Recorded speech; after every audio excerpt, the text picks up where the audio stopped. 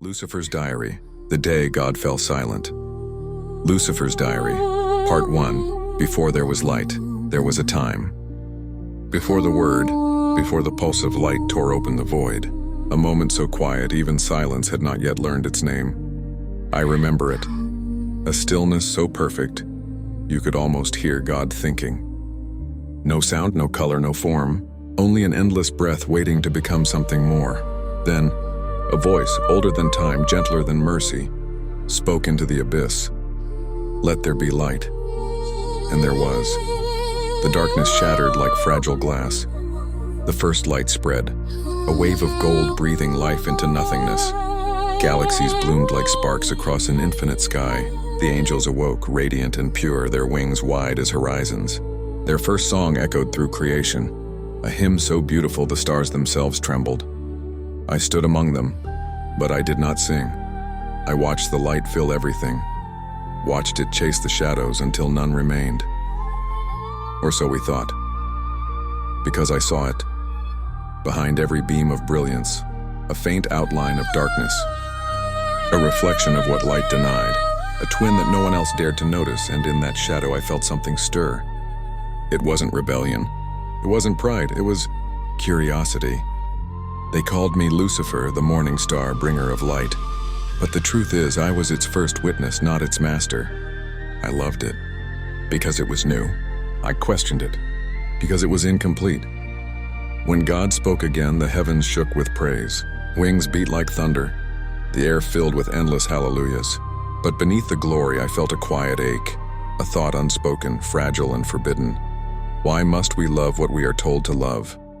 That question, it was small, like a flicker in the dark, but in heaven even a whisper can sound like thunder. I wrote it down in the book of light he gave me, a diary of stars that only I could open. And when I wrote that single word, why, the ink glowed gold, then dimmed, as if heaven itself refused to answer. The songs of the angels slowed. The light trembled, and for one brief moment, all creation listened. It was the first silence in heaven, the first imperfection in eternity, and in that silence I heard something, not anger, not wrath, but the sound of God hesitating. And that was when I knew. Before there was sin, before there was pride, before there was even choice, there was doubt, and it lived in both of us. Lucifer's Diary, Part 2, The Question That Froze Heaven. When I asked the question, the light itself seemed to hesitate. The choirs fell silent. The air grew heavy, thick with something I had never felt before, fear. Heaven had no word for such a thing, but I knew deep inside it was the sound of thought, of realization. I walked alone through the great halls of radiance. Scrolls floated in golden light, each line a command, a promise, a truth. But as I passed, their glow dimmed, as if my shadow had learned how to speak. I stopped before his throne, a throne of fire and brilliance so pure it blinded me. No face, no shape, no form, only presence. The kind of presence that fills every space and leaves no room for doubt, and yet I doubted. Father, I whispered, why do you need us to love you? The words burned as they left my tongue. They were too heavy for heaven, too honest for eternity. A wave of light surged from the throne, not anger, not yet, but defense. The kind of silence that punishes without a word. The angels froze mid-song, their faces still smiling, their voices caught in their throats like trapped doves. Michael turned to me, his eyes wide, sorrowful. He wanted to speak, but heaven had no air left to breathe. And then I understood. The light we worshipped was not truth, it was obedience. Heaven was not the absence of darkness, and it was the denial of it. I stepped back, the radiance fading from my wings. I felt smaller, colder, but freer, and as I turned away, my diary glowed once more. Its pages whispered like 1,000 tiny wings, and on one line I wrote, "Love that demands return is no longer love." The ink burned gold, then vanished, as if heaven itself refused to remember. And for the first time since creation, the word did not answer. Lucifer's Diary, Part 3, The Fall of Light. Heaven did not fall in a single moment. It cracked, quietly, like glass under the weight of its own perfection. At first, the choirs faltered. Harps fell silent mid-note.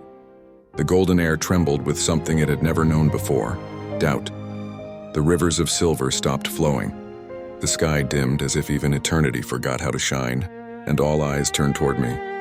Michael stood at the edge of the great court, his wings spread wide, his face carved in sorrow.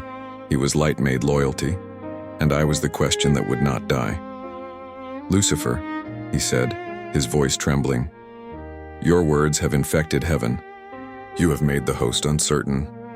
I looked at him, and for the first time I saw pity in an angel's eyes. "Brother," I answered softly, "truth cannot infect, it can only awaken." But he shook his head. "It is not our place to awaken. It is our place to serve," and I smiled, though my heart broke.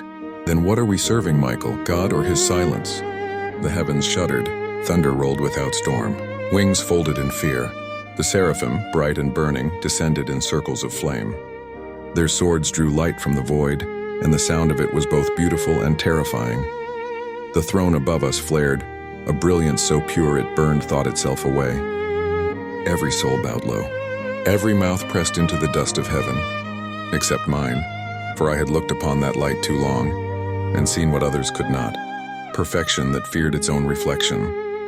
"Lucifer," came the voice, not spoken but felt through every atom of creation. "You would unmake harmony for the sake of pride." And I cried out, "No, Father. I would unmask harmony for the sake of truth." Then it began.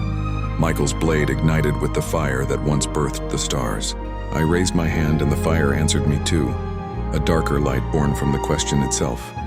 When our blades met, the universe screamed. Galaxies dimmed like candles in wind. Every clash was a prayer dying mid-word. Every spark a world yet unborn. The hosts of heaven fell upon me, not in hatred but sorrow, for they believed they were saving what I had destroyed. And I fought not to conquer but to prove that even angels should be free to fall. Lightning split the sky of eternity. Feathers burned like comets across the void. Michael's tears fell as molten silver, and each one birthed a star. "Brother," he shouted, "stop, before all is undone." I answered through the roar of flame. All was undone the moment we forgot why we loved him. And in that instant the voice of God thundered through all existence. "Let there be no more dawn for the morning star." The decree tore through me. My wings shattered, my light turned inward, and the heavens themselves recoiled from my name.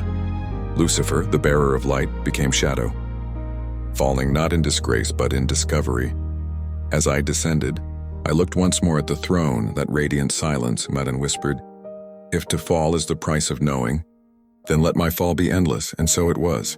The gates closed, the music ceased, and heaven exhaled as if relieved. Below me waited a newborn world, dark, quiet, and free. And as I struck the earth, the first night began. Lucifer's Diary, Part 4, The Silence of God. When I opened my eyes again, the light was gone. The world below was vast and still, a canvas untouched by divinity. No choirs, no commands, only the whisper of the wind and the distant hum of creation learning to breathe on its own. I lay among the ashes of fallen stars. My wings, once woven from dawn, now shimmered in faint embers of memory, each feather a story heaven had tried to erase. I did not curse him, how could I?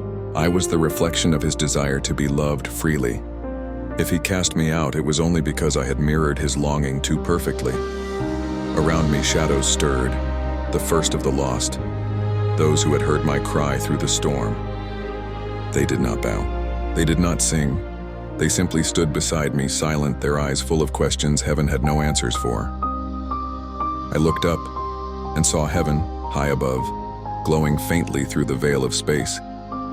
It did not weep. It did not rage. It simply watched, silent, beautiful, unreachable. And in that silence I heard something. Not a voice, not a command, just a heartbeat. Distant, slow, steady. The sound of God, not speaking but listening. Perhaps that was his final act of mercy, to let me speak, to let the question exist. I picked up the shard of my broken halo. Its edge glowed like dying sunlight. I pressed it into the soil and the earth bled light.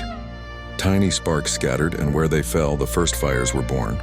From those fires, humanity would one day rise, creatures made not of command, but of choice, capable of sin, but also of love that cost something. And I thought, maybe this was never exile. Maybe it was creation continuing in secret, a second Genesis written not in light, but in shadow. I looked once more to the heavens and whispered, Father, if you are silent, then let me be the echo. The wind carried my words across the void, and for a moment, just a moment, I thought I heard a reply. Not in thunder, but in the quiet sigh of the universe itself.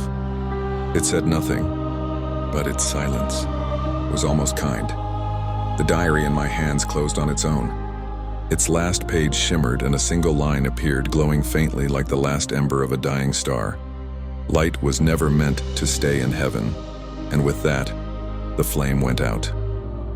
The sky turned black. The first man would soon awaken, and God remained silent. The end. Thank you for watching the video. Please like, share, and subscribe to the channel to see more interesting stories about the Bible.